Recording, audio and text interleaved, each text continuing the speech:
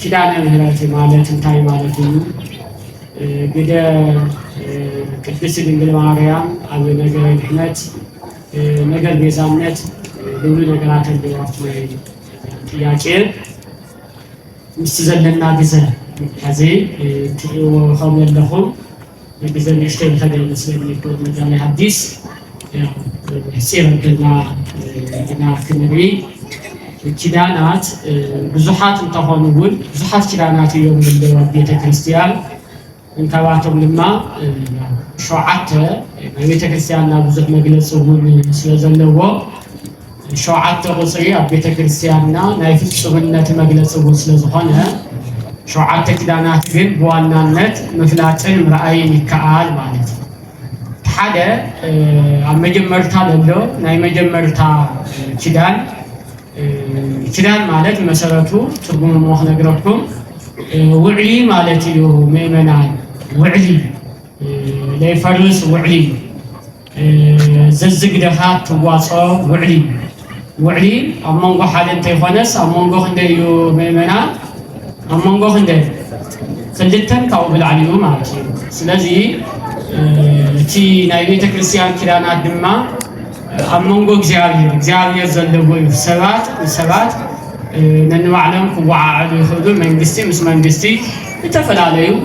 ስጋዊ ዝኾነ ውዕሊ ኣብ ዓለም ከም ዘሎ ይፍለጥ። ኣብ ቤተ ክርስቲያን ኪዳን ክንብል እንከለና ግና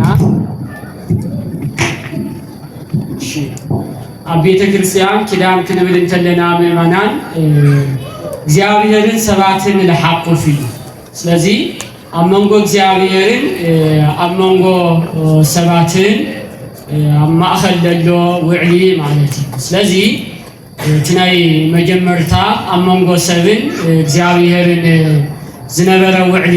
ኪዳን እንታይ እዩ እንተይልና ናይ መጀመርታ ሰብ ወይም ሰባት ኣዳምን ሔዋንን ምዃኖም ይፍለጥ። እቲ ኪዳን ካብኡ ጀሚሩ ዝመጽእ እቲ ኪዳንቱ ድማ ኣብ ኦሪት ዘፍጥረት 2:16 ጀሚርና ክንርኢ ከለና ተጻሒፉ እግዚአብሔር ምስ ኣዳም ዝገበሮ ውዕሊ ኣዳም ካብ እግዚአብሔር ክረኽቦ ዝግባእ ነገር ክረክብ እንተኾይኑ እግዚአብሔር ድማ ካብ ኣዳም ዝጽበዮ ነገር ክረክብ ክኽእል ኣለዎ። ነዙይ ምልክቱ እግዚአብሔር እንታይ ጠጠው ኣቢሉ ኦም እዩ ዕንጨይቲ ወአዘዞ እግዚአብሔር ለአዳም ወይቤሎ እግዚአብሔር ለአዳም ከምዚ ኢሉ አዘዞ እንኩሉ እጽ ዘሃለው ውስተ ገነት ብላ ኣብ ገነት ካብ ዘሎ ዕንጨይቲ ሁሉ ብላ ነገር ግና ነቲ ካብቲ ክፉእን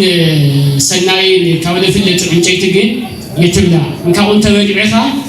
ናይ ሞት ትመውት ኢኻ ንብል ምስ ውጽኢቱ ተዘይበሊዕዎ እቲ ኪዳን እንታይ እዩ ምልክቱ ኦም ኮይኑ ነቲ ኦም ዘይምብላዕ ማለት እዩ። ስለዚ እዙይ ኣዳም ነዝኻል እዙይ ነቲ ኪዳንቱ ብምሕላው ዝተወሰነ ግዜ ጸኒሑ ምስ ፈረሰ ግን እቲ እግዚአብሔር ዝበሎ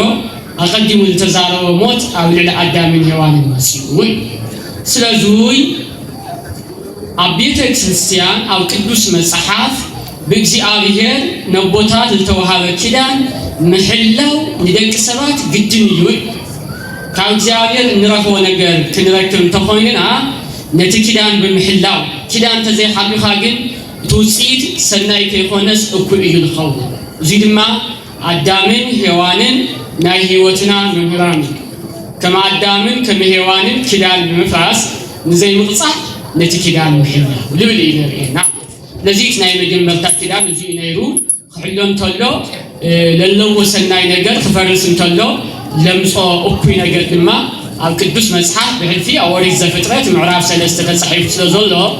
ምእመናን ነቲ ቃልቱ ብምንባብ ናብ ሰናይ እምበር ናብ እኩይ ዘይምኻድ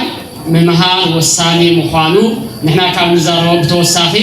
ምስ ቃሉ እውን ክትውዕሉ ክትለማመዱ ከተንብቡ እምብል በለኩም ድማ መምህራን ክትጥይቁ ግቡእ እዩ። ካልኣዋይ ኪዳን ሰባት እንተበደልና እውን መንፈስ እግዚአብሔር ግን ካብ ልዕሊ ሰባት ፈጺሙ ስለለይጠፈ ዋላ ድሕሪ ስሕተት ኣዳምን ሔዋንን እውን መንፈስ እግዚአብሔር ካብ ደቂ ሰባት ፈጺሙ የረሓቐን ንናይ አዳምን ሔዋንን ሞቱውን በተስፋ በንስሐ የተቀበሉ እግዚአብሔር ሕዙይ አው ኦሪት ዘፍጥረት ምዕራፍ 6:3 ጀምርና ክንርንተለና ወይቤ እግዚአብሔር ኻላዋ ኪዳን ወይቤ እግዚአብሔር ይነብር መንፈስየ ላይለ ኩሉ ዘሥጋ ላይለ ኩሉ ዘነፍስ እስመ ዘሥጋ እሙንቱ መንፈሳዊ አው ልዕሊ ሰባት ይነብር ንምንታይ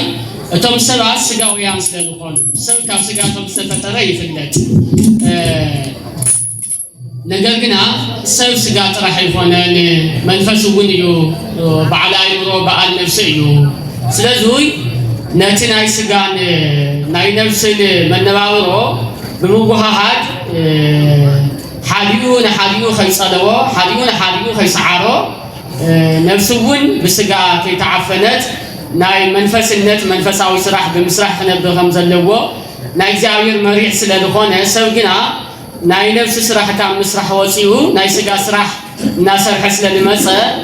መንፈስ እግዚአብሔር ካብ ደቂ ሰባት ከም ተለዓለ ቃል አምላኽ ይዛረብ ማለት እዩ ሙሴ ይጽሕፎ ድሕሪዙይ እግዚአብሔር ነቲ መንፈስ እግዚአብሔር ዝረሓቆ ማሕበረሰብ ብውዑይ ማይ ኣጥፊኡ ማይ ኣይህልሎ ምእመናን ካብ ኦሪት ዘፍጥረት ምዕራፍ 6 ጀሚርኩም 7 8 9 ክንርንተለና ሰብ ካብ ሓጢአቱ ካብ ስራሕ ሓጢአት ብዝተለዓለ ምክንያት ብውዑይ ማይ ብሰማይ እውን ብምድር እውን ብላዕሊ እውን እናዘነበ ብታሕቲ እውን እናፈለቀ ብውዑይ ማይ ከም ዝሃለቀ ቅዱስ መጽሓፍ ይዛረብ ድሕዚ ግን እቲ ሓጢአተኛ ወለዶ ብኸምዚ ክጠፍእ እንተሎ ካብቲ ሓጢአተኛ ወለዶ ግን ኖህ ዝበሃል ጻድቅ ሰብ ካብ ዝውለደሉ ግዜ ወይም ንዓቕመ አዳም ካብ ዝበፅሐሉ ግዜ ጀሚሩ ንእግዚአብሔር ዝሕጉስ ጻድቅ ሰብ ፍጹም ሰብ ከም ዝነበረ ይነግረና ንሱ ግን ንደቁን ንሰበይቱን ብመርከብ ምክንያት ካብ እግዚአብሔር ብልተኣዘዞ ብልሰምዖ መሰረት ብኸምዚ ካብቲ ውዑይ ማይ ከም ዝደሓነ ይነግረና ድሕሪኡ ኖህ ውሉድ ሰብ ፈፂሙ ምእንቲ ከይጠፍእ ምስ እግዚአብሔር ክነጋገር እንተሎ እግዚአብሔር ሕዚ እውን ንውሉድ ሰብ ብኖህ ኣቢሉ ኪዳን ከም ዝሃቦ ቃሉ ይነግረና 9:7 ጀሚርና ክርኢ እንተለና ዳግም እግዚአብሔር ንአዳምን ንሔዋንን ከም ተዛረበው ብዙሕ ተባዝሕዎ ምልእዋ ለምን ብዙሕ ተባዝሑ ንምድር እውን ምልእዋ ኢሉ ንኖህ ተዛሪብዎ እቲ ምልክት ድማ እንታይ ይዎ ናሁ ሰይም ቀስየ በውስተ ደመና ድሕዚ ንውሉድ ሰብ ንወለደ ሰብ ብውዑይ ማይ ከየጥፍኦ ደመና ናብ ዝዘረሉ ወይም ዝናብ ኣብ ዝመፀሉ ግዜ ሕብርታት ለለዎ ቀለም ኣብ ማእኸል ደመና ከቕውም እየ ኢሉ እዚ ምልክት እዚ ድሕሪኡ መፅኡ ማለት እዩ እቲ ምልክት ድማ እስካብ ሕዚ እውን ኣሎ ብሓቂ እግዚአብሔር ኣምላኽና ዝተበረን ተመስገን ይሁን እቲ ናይ ኪዳን ምልክት ሕዚ እውን ኣሎ ከምቲ ኣብ ሃገርና ኣብ ኢትዮጵያ መጻጉዕ ዝኾን ዘሎ ነገር ግን ኣይኮነን መሰረቱ በዚ ሕዚ ናይ ቤተ ክርስቲያን ምልክት መስቀል እምበር በቲ ንሕና እንታይ ይባሃል ኮድ መጋቢ አርቲስት ናይ ኢትዮጵያ ባንዲራ ታይሉ غير بتاع زي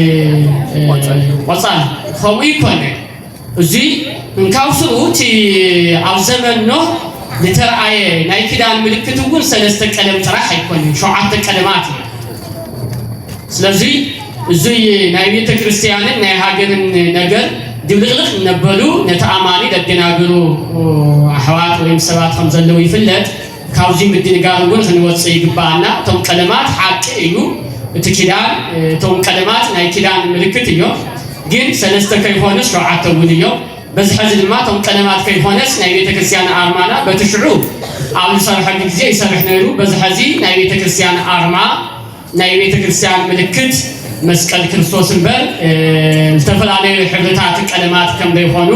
ክንርዳእ ይግባና ተኻላዋይ እዚ እዩ እቲ ሳልሳይ ኣብ ኦሪት ዘፍጥረት 14:18 ጀሚርና ንረኽቦ ክንርኢ ከለና ንረኽቦ እዚ ኪዳነ ክህነት ብመልከ ጼዴቅ ጀሚሩ ብሌዊ ድሓር ድማ ብዝበለፀ በኣሮንን ብደቁን መወዳእታ ድማ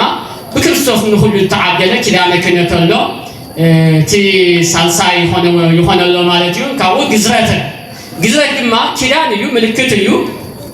بأبراهام نولد سب نولد عالم نعمان كل تواهي وزوي أوري زبطت عصرت شوعت جمرنا كنرين تلنا أمنغو أبراهام እግዚአብሔር ነዝነበረ ምልክትዩ ድህሪ ድማ ወልድ አብርሃም ዝኾነ ሁሉ እስካው ክርስቶስ እና ተፈተለ መስዩ በዛሐዚ ግን ያው እቲ ናይ መወዳእታ ኪዳን እሱ ከይሆነስ ካልእ ኮይኑሎ አመወዳእታ አኽነግረኩም እየ ግዝረት በዛሐዚ ያው ከም ስጋ ክንጥቀሞ ንኽእልና ከም መንፈሳዊ ነገር ግን ምንም ከም ዘይሆነ ሐዋርያ ጳውሎስ ተገዝወሂ ወይ ተገዝወሂ እያሰለጥ በዛሐዚ ዘመን ድህሪ ክርስቶስ ምግዛሩን ለምግዛሩን ምንም ኣብ መንፈሳዊ ህይወት ለውጥ የለን ኢልዎ እዩ በትሽዑ ግን ግድን ናይ መንፈስ ምልክት ናይ መንፈሳዊነት ምልክት ናይ እምነት ምልክት ነይሩ ቀፂሉ ንጉስነት እዩ ንጉስነቱን በይሁዳ አቢሉ ተዋሂውስ እስካው ክርስቶስ ለቀጸለ ነይሩ እዚ ድማ ያዕቆብ በመንፈስ ቅዱስ ንደቆ ኸዋልኩም ተሎ መንፈስ ቅዱስ ገሊጽሉ ኣብ ኦሪት ዘፍጥረት 49 ቁጥር 8 ጀምርና ክንርኢ እንተለና ይሁዳ ክንብል እንተለናስ ቅዱስ ይሁዳ አለ ብዙ ጊዜ ምእመናን ፈልጦ እቲ ንጎይታ መስቀለ ይሁዳ ስለዝኾነ ካሊ ቅዱስ ይሁዳ አለ ናይ ዳዊት ናይ አባቦውን ይሁዳ እዩ ይባሃል እግዚአብሔር ባረኮ ናይ ንጉስነት ጸጋ ተዋሃቦ ዓብይ ሰብ ከም ዝነበረ ኦሪት ዘፍጥረት ምዕራፍ 49 ተሪና ይሁዳ መን እዩ ልብል ክንፈልጦ ንኽእልና ቅዱስ ይሁዳ አለ ይሁዳ ክፉ ጥራሕ ኣይኮነ